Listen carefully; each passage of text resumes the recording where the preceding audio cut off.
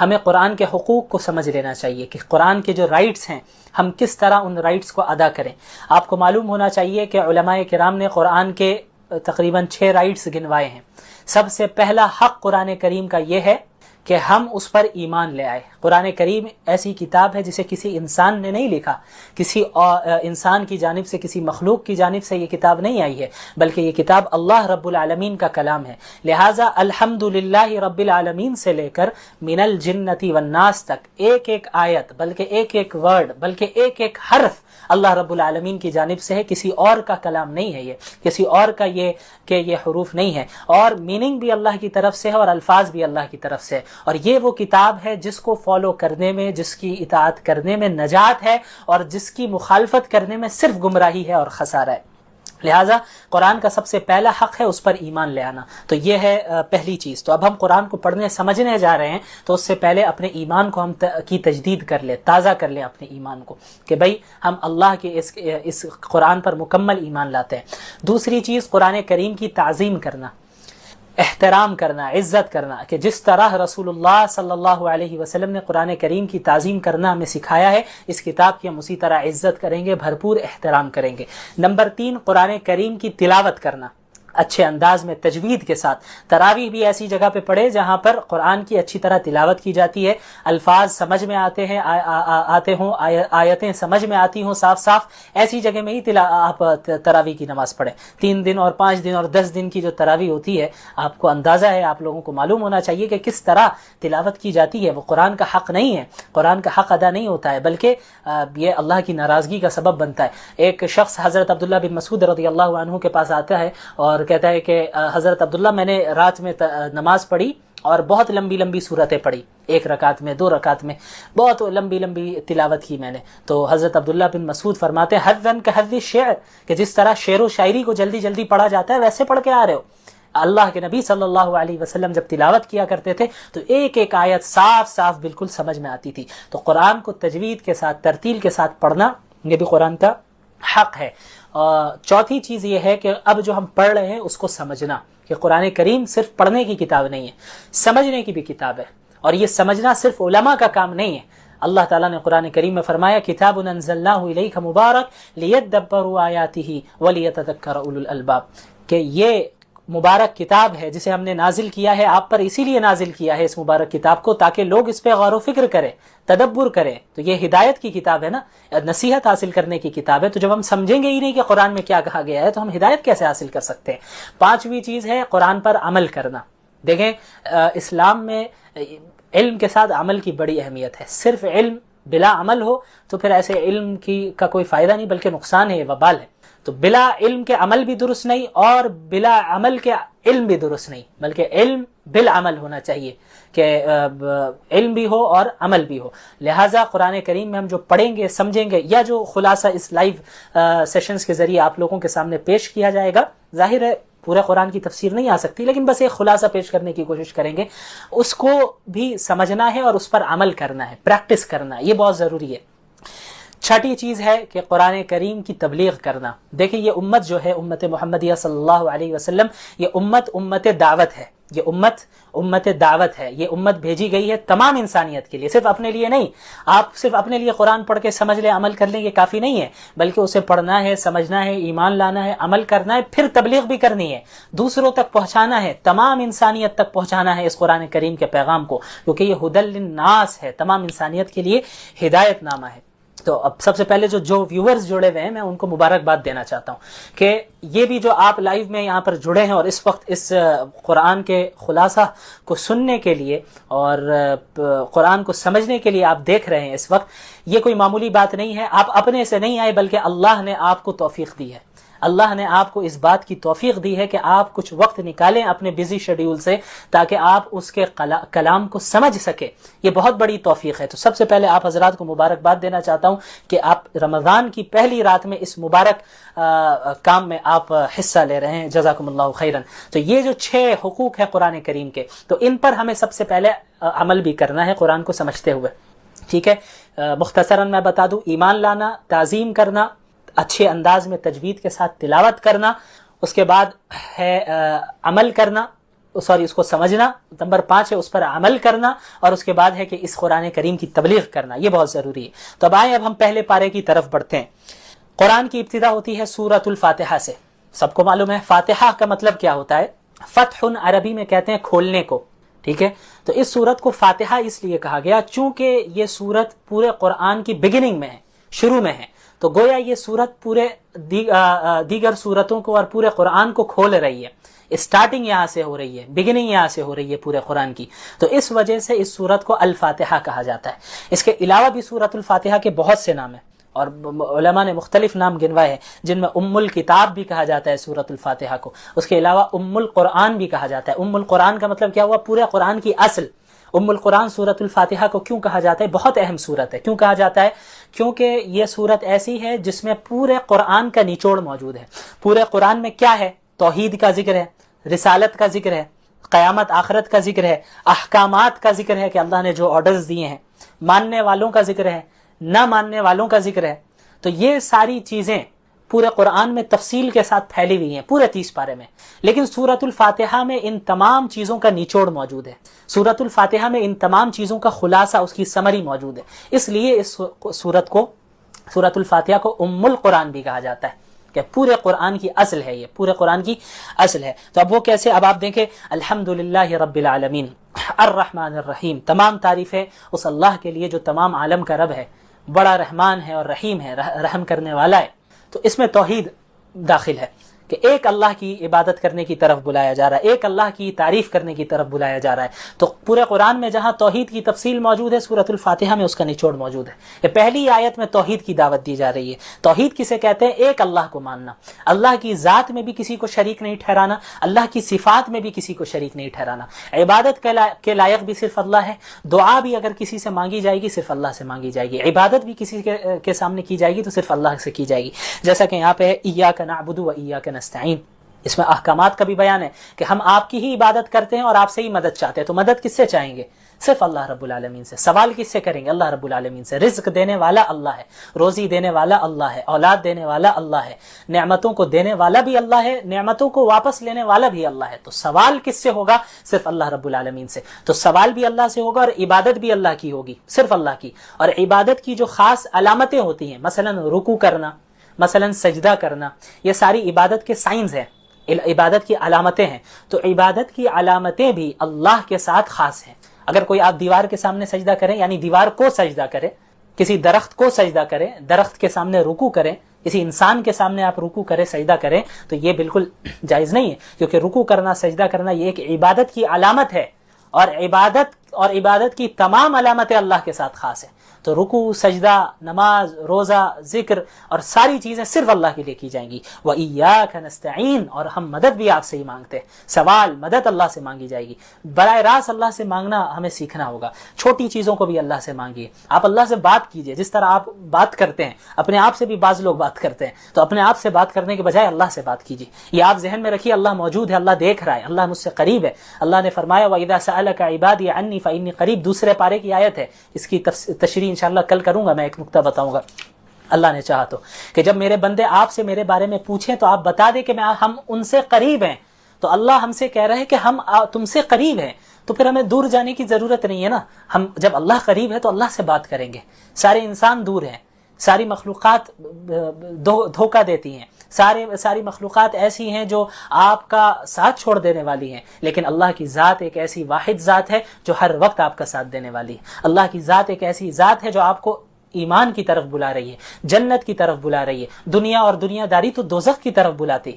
تو ہمیں اللہ کی طرف جانا ہے، اللہ سے مانگنا ہے۔ تو دعا بھی اللہ سے، سوال بھی اللہ سے۔ اس کے علاوہ صراط الذین انعمت علیہم، اس میں ان لوگوں کا ذکر ہے کہ جن کے ساتھ ہمیں شریک ہونا ہے، ہمیں کن لوگوں کو فالو کرنا ہے اور کنہیں فالو نہیں کرنا ہے، سورہ فاتحہ میں ہی بتا دیا گیا۔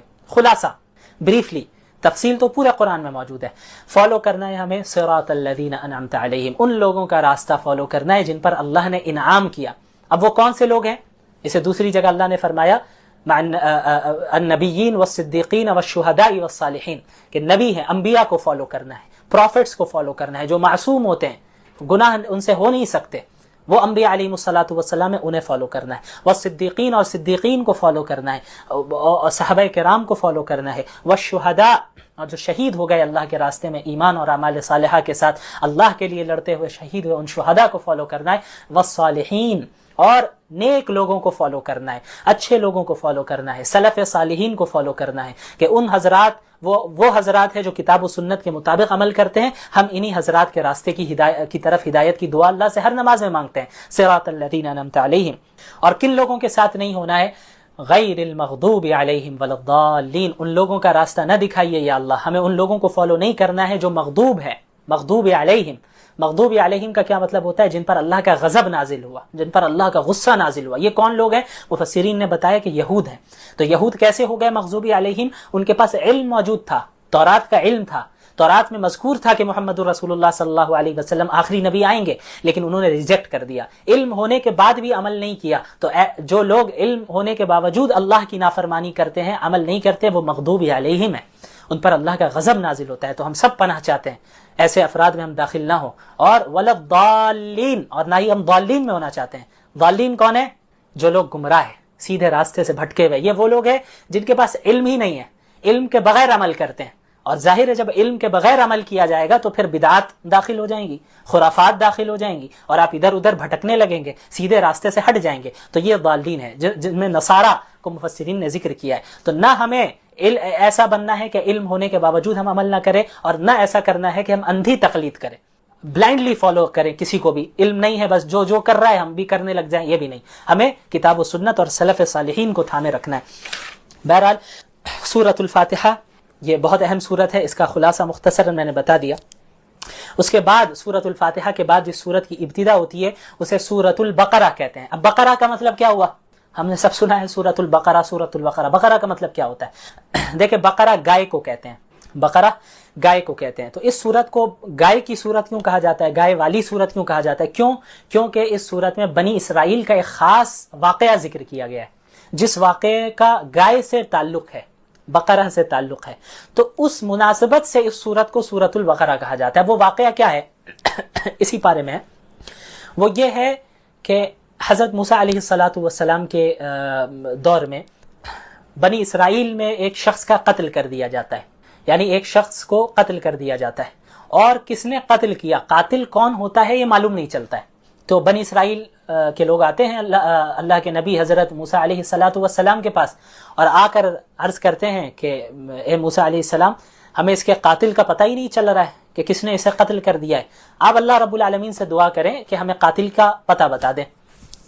تو حضرت موسیٰ علیہ السلام دعا کرتے ہیں، دعا کرنے کے بعد اللہ رب العالمین کی طرف سے حکم ہوتا ہے کہ ان سے کہو کہ ایک گائے کو ذبح کریں، اور پھر ذبح کرنے کے بعد اسی گائے کے ایک حصے سے اس مقتول کو، یعنی جو مر چکا ہے، جس کا قتل کیا گیا ہے، اس کے باڈی میں ٹچ کریں۔ تو اس سے ہوگا یہ کہ وہ انسان دوبارہ زندہ ہوگا، اور یہ بتا دے گا کہ قاتل کون ہے، مجھے کس نے مارا، اور بتا کر پھر مر جائے گا۔ تو یہ ایک معجزہ تھا جسے حضرت موسیٰ علیہ السلام کے ذریعے صادر کروانا تھا اللہ رب العالمین کو۔ تو ایسا ہی ہوا، پھر پوری تفصیلات ہے، چونکہ یہ مجھے خلاصہ بیان کرنا ہے تو میں زیادہ ڈیٹیل میں نہیں جاؤں گا۔ بڑے آسانی سے، ایسا نہیں ہوا انہوں نے ذبح کیا، جو بنی اسرائیل کی عادت ہے، وہ عادت کیا تھی میں ابھی بتاتا ہوں آپ کو۔ تو ہوا یہ کہ ذبح کیا ان لوگوں نے آخر میں، اور پھر اس گائے کے ایک حصے سے اس مقتول کو ٹچ کیا، اور وہ مقتول زندہ ہوا اور قاتل کا پتہ بتا دیا۔ تو یہ کرانے کا ایک یہ جو معجزہ تھا، اس کا ایک خاص مقصد بھی تھا اللہ رب العالمین کا۔ ایک مقصد تو بہت بڑا یہ تھا کہ بہت سے لوگ بنی اسرائیل میں ایسے تھے جو بعث بعد الموت کے قائل نہیں تھے، یعنی موت کے بعد ہم دوبارہ زندہ ہوں گے آخرت کے لیے، اس کا عقیدہ نہیں تھا ان کے یہاں۔ تو اللہ رب العالمین نے اس معجزے کے ذریعے انہیں دکھایا کہ دیکھو، جس طرح اس گائے کو تم نے ذبح کر دیا تھا، یہ گائے مر چکی تھی، لیکن اس کے بعد اللہ نے اسے دوبارہ زندہ کیا، تو اسی طرح تم کو بھی زندہ کر دینا یہ کوئی بڑی بات نہیں ہے اللہ رب العالمین کے لیے، اللہ بڑی آسانی سے ایسا کر سکتا ہے۔ اس کے علاوہ بنی اسرائیل چونکہ بہت ایسی قوم تھی جو اللہ کی نعمتوں کی ناشکری کیا کرتی تھی، ہر جگہ اللہ رب العالمین، اور اس پارے میں تقریباً پہلے پارے میں بنی اسرائیل کا ہی ذکر ہے، وہ ان کی سب سے بڑی خرابی یہ تھی کہ اللہ کی نعمتوں کی ناشکری کیا کرتے تھے۔ دعویٰ تو تھا کہ ہم موسیٰ کے ماننے والے ہیں، ٹھیک ہمارے طرح، ہم اور آپ جیسے آج ہے ویسے ہی تھے وہ، ہم دعویٰ کرتے ہیں کہ ہم محمد الرسول اللہ کے فالوورز ہیں، لیکن جب عمل کرنے کا ٹائم آتا ہے تو رسول اللہ کی مخالفت کرتے ہیں، رسول اللہ کی سنتوں کو ہی ترک کرتے ہیں۔ ہم جیسا کرتے ہیں ویسے ہی وہ کرتے تھے. وہ مانتے تھے, حضرت موسیٰ کو سامنے کہتے تھے ٹھیک ہے آپ کے ساتھ ہم چل رہے ہیں, فرعون کے پاس سے بچ کر بھاگ رہے ہیں یہ لوگ حضرت موسیٰ علیہ الصلوۃ والسلام کے پاس کے ساتھ, آگے سمندر ہے, پیچھے اس کا لشکر موجود ہے فرعون کا. تو اب حضرت موسیٰ کو کہہ رہے بھائی کیا ہوا, خواہ آپ ہم کو لے کر آ گئے, اچھا تھا ہم غلامی ہی کر رہے تھے, وہی صحیح تھا, اب آگے سمندر ہے ہم کیسے جائیں گے. تو جب اپنا مطلب انہیں نظر آتا تو حضرت موسیٰ کی اتباع کرتے, لیکن جہاں اب تھوڑی سی فراخی آ جاتی اور دیکھتے ہیں کہ بھئی اب تو مسئلہ نہیں ہے, تو حضرت موسیٰ کی ہی نافرمانی کرنے لگ جاتے تھے. اللہ تعالیٰ نے ان پر کتنی نعمتیں کی, فرعون سے بچایا, سمندر کو پھاڑ کر بیچ سے راستہ نکالا, آسمان سے من اور سلوہ نازل کیا, طرح طرح کی چیزیں نعمتیں ان کو دی, لیکن بار بار گمراہی میں جاتے, یہ اپنی مرضی سے جاتے. یہی ہوا کہ جب حضرت موسیٰ علیہ الصلوۃ والسلام حضرت فرعون کے پاس, حضرت فرعون نہیں, وہ فرعون کے پاس سے جو ہے بچ کر نکل آئے, اللہ نے انہیں نجات دے دی. تو ہوا یہ کہ بنی اسرائیل ایک قوم کے پاس سے گزرنے کے بعد وہ قوم ایسی تھی جو ایک بتوں کی عبادت کرتی تھی. تو انہیں دیکھ کر مزہ آیا کہ ارے موسیٰ علیہ السلام یہ قوم تو جو ہے عبادت کر رہی ہے بتوں کی, تو آپ بھی ایک خدا بنا کے دیجئے نا, آپ بھی ایک بت ہمیں بنا کر دیجئے جس کی ہم عبادت کریں. تو حضرت موسیٰ بھی پریشانی, یار یہ کیسی جاہل قوم ہے کہ جن کو ہم نے اللہ کے پاس سے بچایا, اللہ رب العالمین کے فضل سے اللہ رب العالمین نے انہیں بچایا, ظلم سے بچایا, فرعون کے ظلم سے بچایا, نجات دے دی توحید کی دعوت کی بنیاد پہ, توحید کے قائل ہونے کی بنیاد پہ, اور اس نے جو ہے بتوں کو دیکھ لیا اور پھر کہہ رہی ہے کہ یہ قوم کے اب بت ہمیں بھی بنا کر دے دیں. تو حضرت یہ آیت ہے اجعل لنا الہا کما لہم آلہہ. بہرحال تو ہوا یہ کہ حضرت موسیٰ علیہ الصلوۃ والسلام کو اللہ رب العالمین نے تورات دینے کے لیے کوہ طور پر بلایا تھا 40 راتوں کے لیے. اس کی تفصیل گزرے گی جب میں انشاءاللہ بتاؤں گا. تو ان دنوں میں ہوا یہ کہ یہ جو قوم تھی بنی اسرائیل, حضرت موسیٰ چونکہ موجود نہیں تھے وہاں پہ, تو انہوں نے کیا کیا کہ انہوں نے ایک بچڑا بنا لیا, یعنی ایک بچڑے کو معبود بنا لیا اپنا, ایک پتلا تھا بچڑے کا, اس کی عبادت کرنے لگ گئے.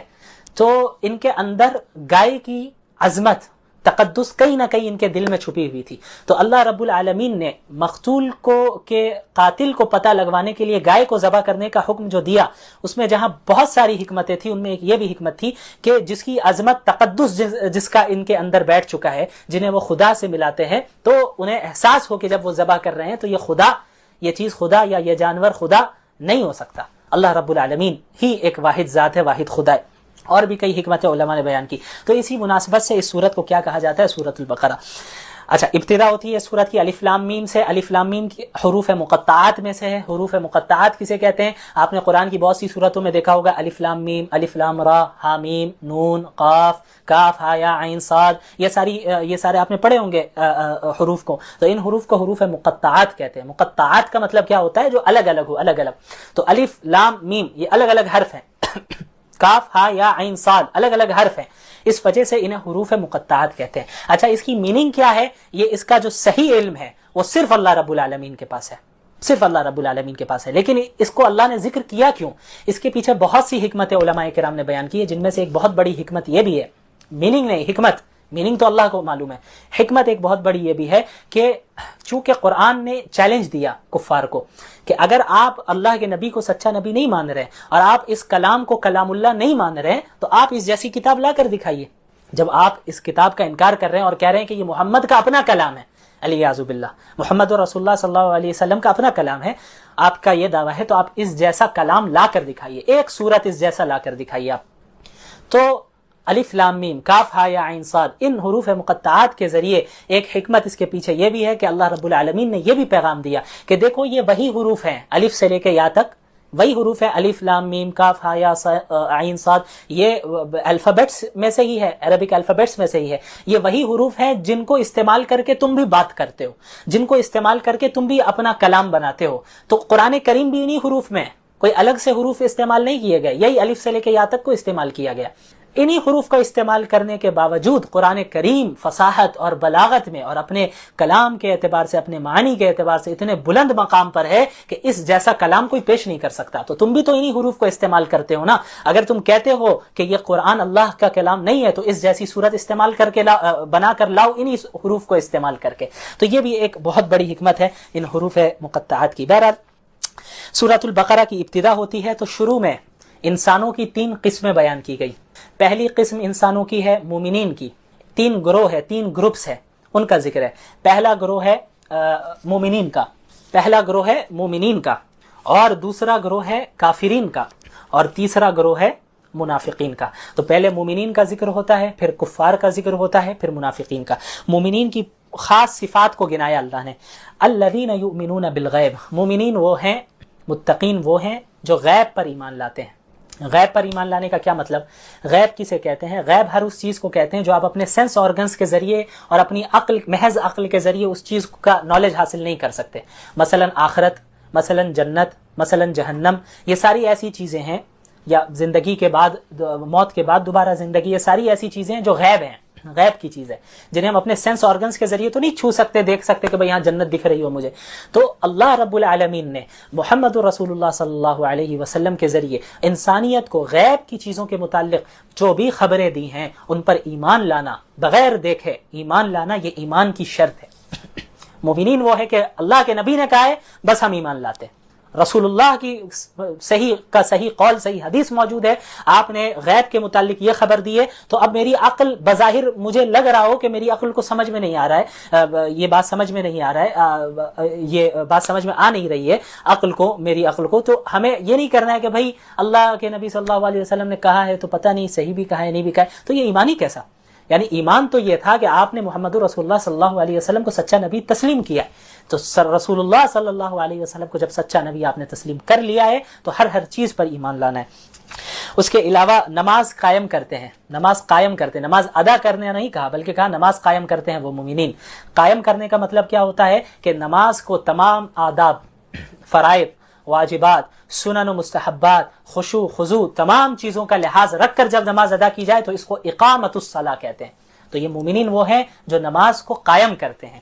تیسری چیز زکوٰۃ ادا کرتے ہیں، اپنے مال سے خرچ کرتے ہیں اللہ کے راستے میں، غریبوں پہ خرچ کرتے ہیں۔ تو یہ وہ اوصاف ہیں جن پر جو ہے ایک مومنین کو کیا ہے متصف ہونا چاہیے، اور پچھلی کتابوں پر بھی ایمان لاتے ہیں، قرآن پر بھی ایمان لاتے ہیں، اور آخرت پر بھی ایمان رکھتے ہیں۔ اس کے بعد کفار کا ذکر ہوتا ہے کہ بھائی جو کفار ہیں وہ تو ہٹ درمی میں انکار کر رہے ہیں، وہ تو مان ہی نہیں رہے، تو پھر اللہ رب العالمین نے اللہ کے نبی کو بتا دیا صلی اللہ علیہ وسلم کہ آپ ان کے پیچھے جتنی کوشش کر رہے ہیں، آپ صلی اللہ علیہ وسلم پریشان ہوتے تھے کہ کفار بھی ایمان لے آئے، وہ بھی بچ جائیں، وہ بھی جنت میں جائے، وہ جہنم کی آگ سے بچ جائے، آپ کو فکر تھی، آپ بہت پریشان ہوتے تھے۔ تو اللہ نے فرمایا سواء علیہم اانذرتہم ام لم تنذرہم لا یؤمنون، کہ یہ ان کے لیے برابر ہے، آپ ان کو اللہ کے عذاب سے ڈرائیں یا نہ ڈرائیں، وہ ایمان نہیں لانے والے ہیں، وہ ایمان نہیں لانے والے ہیں۔ تو ان کے بدعمالیوں کے نتیجے میں، ان کے غلط عقائد اور غلط کردار اور غلط حرکتوں کے نتیجے میں ان کو دنیاوی سزا ہی یہ ملی ہے کہ ان کے دلوں پر، ان کے کانوں پر مہر لگ چکی ہے اور آنکھوں پر پردہ پڑ چکا ہے، تو حق کو وہ قبول نہیں کر سکتے۔ اپنی آنکھوں سے دکھ تو رہا ہے، حق بات سن تو رہے ہیں، لیکن حق کو وہ قبول نہیں کریں گے۔ تو یہ کفار کا ہے، تو ان کے لیے اللہ نے عذاب کا وعدہ کیا ہے۔ اس کے بعد پھر منافقین کا ذکر ہوتا ہے، اور کثرت سے ان کے برے اوصاف کو، ان کی صفات کو بیان کیا جاتا ہے۔ منافق کسے کہتے ہیں؟ منافق وہ شخص ہوتا ہے جو اپنے دل میں کفر کو چھپا رہا ہو، اندر سے ہے کافر، اندر سے اللہ اور اس کے رسول پر ایمان نہیں رکھتا، اندر سے مسلمان نہیں ہے، لیکن مسلمانوں کے سامنے وہ مسلمان بنتا ہے کہ بھئی ہم بھی مسلمان ہیں، ہم بھی اللہ کو مانتے ہیں، اللہ کے رسول کو مانتے ہیں، سازش کرنے کی بنیاد پہ، تاکہ سازش کرے اور مسلمانوں کے سامنے اپنا بنے اور پھر کفار کے سامنے پیچھے جا کر سازش کرے۔ تو ان کے برے اعمال کا اور ان کے بری حرکتوں اور بری صفات کا ذکر کیا گیا۔ دھوکہ دیتے ہیں، جھوٹ بولتے ہیں، زمین میں فساد پھیلاتے ہیں، قلبی دلی بیماریوں میں مبتلا ہے، حسد، کینہ، تکبر، اللہ کے احکامات اور دین کا مذاق اڑاتے ہیں۔ کتنے آج بھی لوگ ہیں اللہ کے رسول کا علیاذ باللہ مذاق اڑاتے ہیں، مسلمانوں کا مذاق اڑاتے ہیں، ارے مسلمان سارے بیکورڈ ہیں اور مسلمان یہ ہے تو وہ ہے۔ تو ہمیں گھبرانے کی ضرورت نہیں ہے، مایوس نہیں ہونا ہے، ہمیں اس دنیا میں صبر کرنا ہے، آخرت ہمارے لیے ہے۔ وَسَيَعْلَمُ الْكُفَّارُ لِمَنْ عُقْبَى الدَّارِ، کفار ان قریب جان جائیں گے کہ آخرت کا اچھا انجام کن کا ہے۔ دنیا میں تو مذاق اڑاتے آئے مسلمانوں کا، لیکن اب جب موت آئے گی تو سمجھ میں آ جائے گا کہ مومنین حق پر تھے اور ان کو اچھا انجام ان کا ہونے والا ہے یا ان کفار کا ہونے والا ہے۔ بہرحال مذاق اڑایا کرتے ہیں، تمسخر کرتے ہیں اور اللہ کے احکامات کو بھی اس کی تردید کرتے ہیں۔ اس کے بعد اس صورت میں، اس پارے میں حضرت آدم علیہ السلام کی تخلیق کا ذکر ہے۔ اب مختصر سا میں ذکر کروں گا انشاءاللہ، اب اس کو ختم کرنا ہے۔ حضرت آدم کی تخلیق کا بھی ذکر ہے کہ حضرت آدم کو اللہ رب العالمین نے بنایا اس زمین میں خلافت کے لیے، اپنا خلیفہ بنایا۔ وَإِذْ قَالَ رَبُّكَ لِلْمَلَائِكَةِ إِنِّي جَاعِلٌ فِي الْأَرْضِ خلیفہ۔ خلیفہ کا کام کیا ہے کہ اس دنیا میں اللہ رب العالمین کے احکامات کو وہ نافذ کرے، اللہ رب العالمین کے احکامات کے مطابق لوگوں کو بتائے کہ اللہ کے احکامات کیا ہیں، ان پر عمل کریں اور اسے زمین میں نافذ کرے۔ تو حضرت آدم کو اللہ تعالیٰ نے پیدا کیا، اور جو مشہور واقعہ ہے سب جانتے ہیں کہ حضرت آدم اور حوا علیہ السلام کو کس طرح جنت میں روکا گیا، اور پھر شیطان نے کس طرح انہیں لغزش دی، پھر وہاں جنت سے نکالا گیا اور پھر اس دنیا میں بھیجا گیا۔ تو یہ جو ہے آپ حضرات اس واقعے سے اچھی طرح واقف ہی ہوں گے، بہت مشہور واقعہ ہے، اس لیے میں بہت زیادہ ڈیٹیل میں اس میں نہیں جاؤں گا۔ تو اس کے بعد پھر اس بارے میں بنی اسرائیل کا کثرت سے ذکر ہے، ان کی جو برائیاں ہیں وہ بیان کی جا رہی ہیں کہ اللہ نے کتنی نعمتیں تمہیں دی ہیں۔ اچھا، بنی اسرائیل ہے کون؟ بنی اسرائیل حضرت یعقوب کی اولاد سے ہیں۔ دیکھیں، حضرت اسماعیل حضرت ابراہیم کے بیٹے تھے، حضرت اسماعیل بھی حضرت ابراہیم کے بیٹے تھے، حضرت اسحاق بھی حضرت ابراہیم کے بیٹے تھے۔ تو ایک نسل چلتی ہے حضرت اسماعیل سے، حضرت ابراہیم کی ایک نسل حضرت اسماعیل سے چلتی ہے، اور حضرت ابراہیم کی دوسری نسل حضرت اسحاق سے چلتی ہے، ٹھیک ہے۔ تو حضرت اسحاق کے بعد جو ان کے بیٹے ہیں حضرت یعقوب ہے، ان کی کنیت تھی اسرائیل، یعنی اللہ کا بندہ اسرائیل۔ تو حضرت اسحاق کی جانب سے جو نسل چلی ہے حضرت یعقوب، پھر اولاد یعقوب، تو اس نسل میں جتنے لوگ آئے انہیں بنی اسرائیل کہا جاتا ہے۔